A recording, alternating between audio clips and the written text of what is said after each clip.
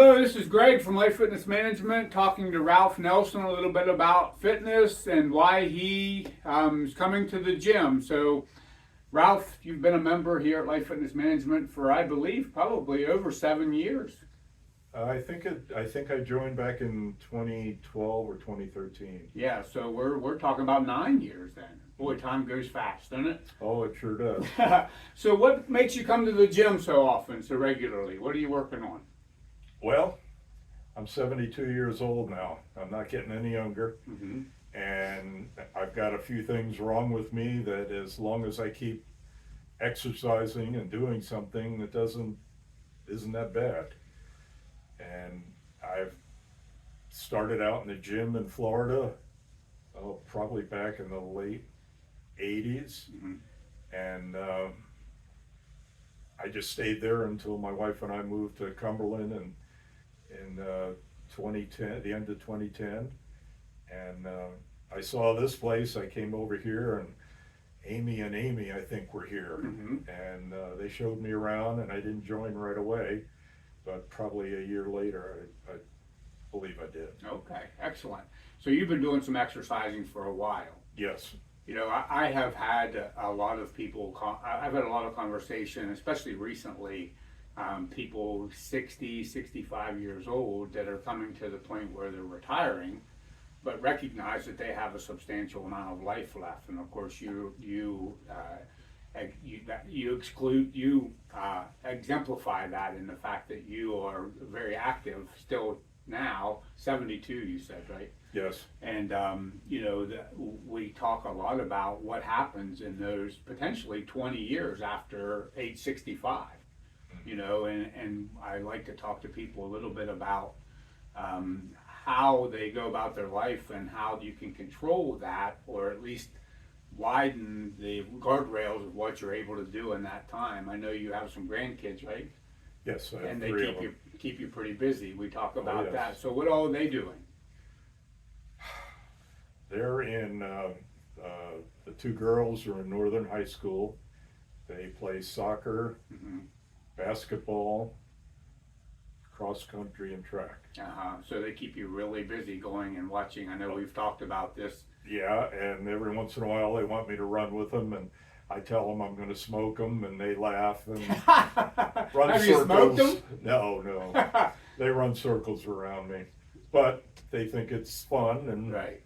you know, we both enjoy it. I know that you listen to me talk on the radio periodically, and Oh, yeah. you know, we on the radio, when I do the radio show with Dave, we have a dialogue going on right now about the being able to be with your kids and grandkids and be able to do things and life active things that keep things going, and how much it means to you to be able to do that. But more importantly, honestly, in my mind anyway, I'll get your take on this, what it means to them to be able to go out with their pap and be able to run like that, you know, and do those types of things. You know, what kind of joy do you get from doing those types of things? Oh, I love doing it. Yeah. My grandson is 9 years old, and he's into soccer,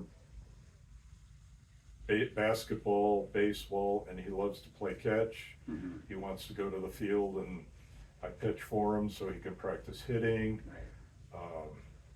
And you know, sometimes my arm is sore the next day, but it's all worth it. Oh, right. He enjoys it, and I Mm-hmm. enjoy it. Yeah, you know, I've went through the years of that. You know, of course, you know, I lost my dad, but my dad, as a grandfather, did those types of things with my kids all the time, and they talk about it a lot. And I think it's important, and one of the reasons that I wanted to have a conversation with you and talk to you a little bit about your training was that I think sometimes people think that they're unable to do those things, or if, and maybe they are unable to do those things, and they ask me a lot, you know, or say to me a lot, I should say, I'm too far gone, or I haven't done it for so long, you know, I don't know where to start, those types of things. And so give me an idea what you do in the gym.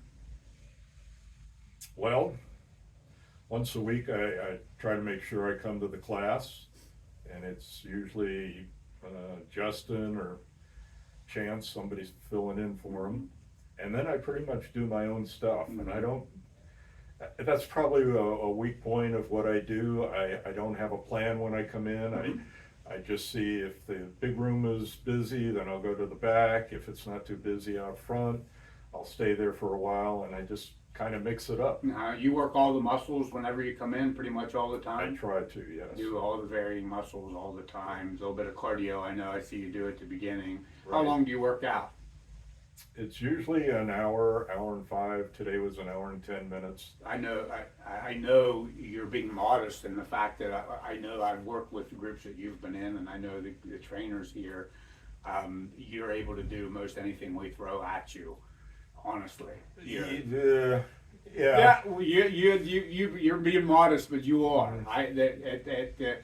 You know, and again, I'm not a big person that puts the age out there, but 72 years old, you're quite fit, and you Thank should you. be very proud of what you do, and your ability to do it on your own as well as doing it with the groups and stuff.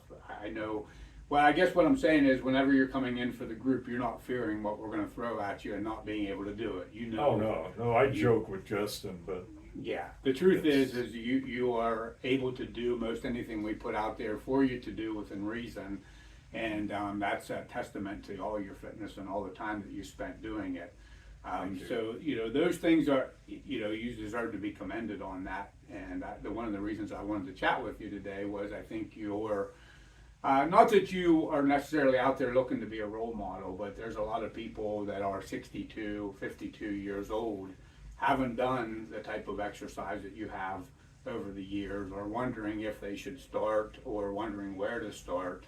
And I believe that you're a testament to the fact that if you get in there and start doing it, time and effort over time, creates that. I mean, you've been exercising for how long? probably back, I think I started in my late 20s. Okay, so you've been doing it for a long time. Oh, yeah. So it's a testament to be doing it consistently over and over again. But do you have any words of wisdom for somebody who maybe hasn't done that and is 52 years old out there wondering if they should start? Any time is good to start. You just gotta stay at it. Mm-hmm. I've been in a couple gyms in Florida, and I did the YMCA a little bit up here when we first came. This place is great, Mm-hmm. and I don't want to sound like we're making a commercial, but I've been happy with all the trainers here. Good. You guys point out how to do things differently, or how to be safe doing something, Mhm. or my posture isn't exactly right, and I really appreciate that, and it's Mhm. very helpful. But anybody, I would suggest they get started and, Yeah. and stay with it, because you'll feel better mentally and physically. Yeah. And sometimes I struggle with discouragement, and I come in here and work out for a while, and I feel better. Good. Yeah, most of the time we talk about this a lot is when you come in, not everybody feels great walking in the door, Oh. but usually It's So- hard to get up in the morning sometimes. it but is. Yeah, it is. But the fulfillment of what we were talking about, bringing the conversation full circle, being able to go out there and maybe do a little bit of running with the grandkids, and Mhm. being able to go. I know you worked with the hospital for a while in transport and doing that type of thing, and just being able to do the typical work that it takes to keep your home going. Right? Oh, yeah, I I mean- mean, I feel it a lot more now than I do when we first moved here. Mhm. But I was like 50, 60 or something when Right. I actually came here. Yeah. So your consistent moving, that like you said, and where I was going with that was, it's hard. Sometimes it's hard. It's hard to be motivated to do it. Sometimes the workouts are hard. It is. But doing hard things is a testament to being able to do hard things in your life. And I know you and I have talked a little bit about this reference to faith and keeping up with your faith and all the stuff that goes along with that, and the Lord and all the things that go along with that, being ready for hard things. And I think we have to be ready for those things. And, that's number one priority. yeah. We don't know what's going to be put out in front of us at any given time, but No, we don't know what tomorrow holds. We Right. don't know what this afternoon holds. That's exactly right. So, you know, whenever and again, I'm not gonna keep you a long period of time, but I think it's really important to understand that no time is too late. Exactly. And if you could do it consistently, you come in here how many times a week? It was 3, I'm trying to hit 4 now. Okay, good, very good. How long each time you come in? About an hour, hour and 5 minutes. I think you said hour that and 10 earlier, and I minutes. wanted to reiterate the fact that, you know, you spend what, 3-4 hours a week on your fitness here at the gym, right? Yeah, And you've been doing that for the better part of a lifetime. Yeah, right? my wife and I walk or try to walk quite a bit when she's up to it. Yeah, But yeah, I mean, I had ACL surgery on my knee many years ago, and I know the rehab was difficult then, and I can still feel it's not exactly right, Mhm. but I got nothing to complain about. yeah. Well, that's a testament to you continuing to move forward. You know, I give you a lot of credit. As an owner of the facility, I know the trainers are the same way. You know, we look forward to Ralph being in here, Ralph being in the group, coming through the door and saying good morning. So I appreciate the membership. I appreciate the time and the conversation. And hopefully somebody out there listening, and if they're contemplating the idea of starting, you would give them inspiration to do that. But more importantly, the fact that you continue to do it yourself.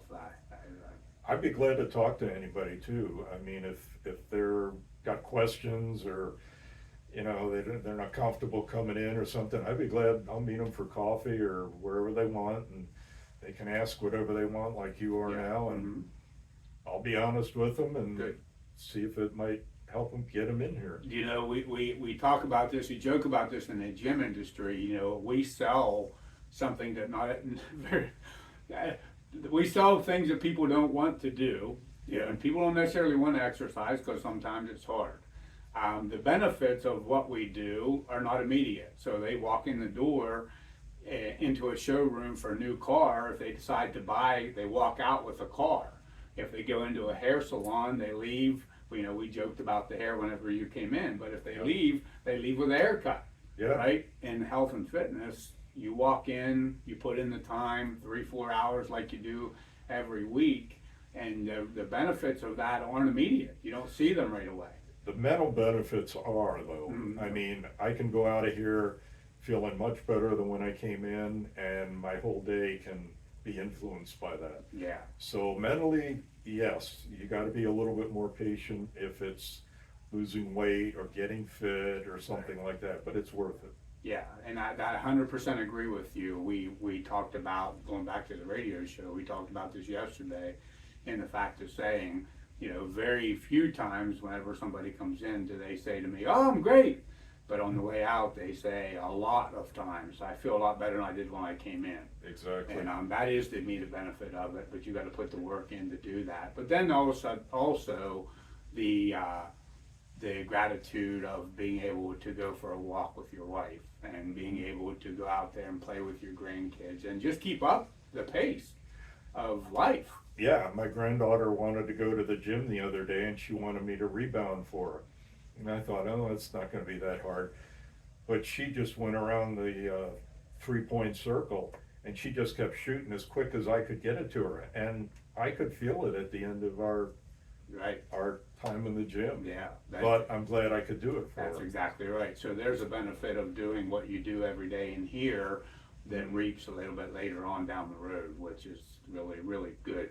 Yeah. And the message that we're trying to get out, you know, whether you come here or any other gym or wherever you go, the important thing is we got to move, we got to work all the muscles, and we got to keep them as active as we can. You know as well as I do, and I've said this 100 times, the guardrails of what we're able to do in life decrease as we get older.